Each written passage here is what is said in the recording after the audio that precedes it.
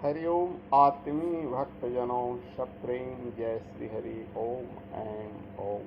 जय माँ सरस्वती श्री गुरु चरण कमले नमः। उमा महेश्वराभ्याम नमः। भक्तजनों, आज का प्रसंग है माँ पार्वती की तपस्या पर।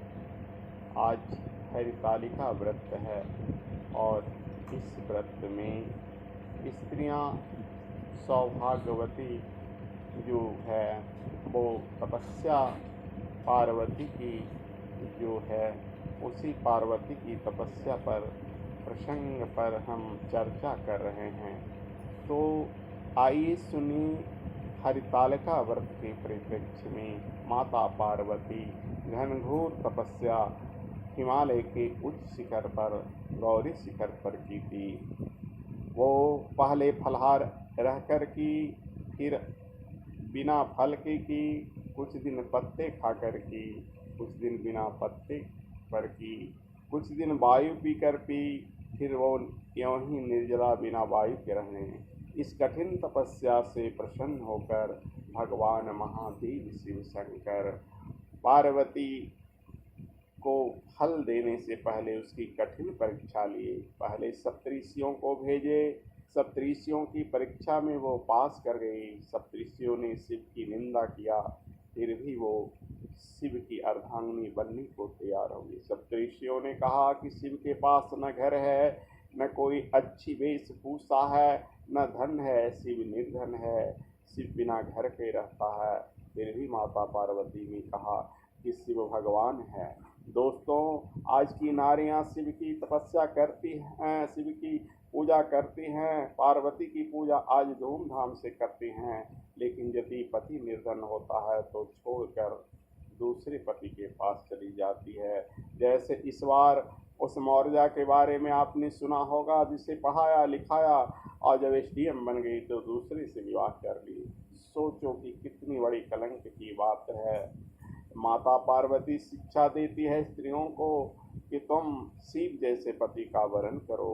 हरितालिका व्रत तो सब करती हैं, लेकिन शिव जैसा पति कौन व्रत करती है। आगे भगवान शिव ने माता पार्वती की और भी कठिन परीक्षा ली। एक मगर का रूप धारण कर लिया, एक बालक का रूप धारण कर लिया। बोला विवाह होना ही स्त्रियों का काम नहीं है, विवाह तो मौज मस्ती के लिए होता है। उसके बाद स्त्रियां माता बनती है। माता के हृदय में करुणा होना चाहिए। करुणा प्रेम नहीं होगा तो वो माता नहीं कहलाएगी। तो बंधुओं, एक मगरमच्छ बालक को काटने लगा, उसको निगलने लगा। वो शिव की लीला थी। बालक को बचाने के लिए माता पार्वती तपस्या छोड़कर दौड़ी। अब बोले, हे मगरराज, इसको छोड़ दो। मगरमच्छ ने कहा कि नहीं छोड़ूंगा, ये मेरा मांस है, मेरा भोजन है, इसको नहीं छोड़ूंगा। बोले कि तुम इसके बदले जो चाहो मेरी मांस खा लो, लेकिन इसे छोड़ दो। बोला तुम्हारी मांस तो नहीं खाऊंगा, तुम तो तपस्वी नहीं हो। हाँ, तुम अपनी तपस्या का फल दे दो, जिससे कि मैं मगरमच्छ की योनि से मुक्त रहूं, मैं अच्छे जन्म को पाऊं। माता पार्वती ने सोचा कि जब शरीर रहेगा तो मैं फिर तपस्या कर लूंगी और ये बालक भी बच जाएगा। इसलिए माता पार्वती ने कहा बंधुओं कि ले लो मगरराज मेरी सारी तपस्या, लेकिन इस बालक को तो जिंदा कर दो। उसी वक्त भगवान शिव अपने रूप में साक्षात प्रकट हो जाते हैं और पार्वती का हाथ पकड़ लेते हैं और बोलते हैं, पार्वती तुम मेरे दोनों परीक्षा में पास हो गई, तुम माता बनने लायक हो। इस परीक्षा में इससे पूर्व जब सप्तऋषियों द्वारा परीक्षा लिया तो तुम पत्नी बनने लायक भी हो। तुम मेरी पत्नी भी हो सकती हो और मेरी बच्चों की माँ भी हो सकती हो, इसलिए तुम मुझसे वर मांगो।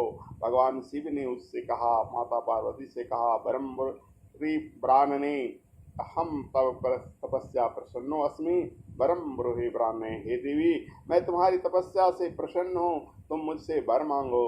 तो माता पार्वती ने हाथ जोड़कर शिव से कहा, यदि तुम प्रसन्नो अस्मि भर्ता भव महेश्वर, यदि आप मुझ पर प्रसन्न हो तो हे भगवान भोलेनाथ आप मेरे पति बनिए। तो आज हरितालिका व्रत में इसी माता पार्वती की तपस्या की कथा सुनाई जाती है, जो कथा प्रसंग मैंने आपको कहा। तो बोले माता पार्वती की जय, भगवान शिव शंकर की जय। आज हरितालिका व्रत पर बस आज इतना ही। सबका हरितालिका व्रत मंगलमय हो। हरि ओम तत्सत। ओम।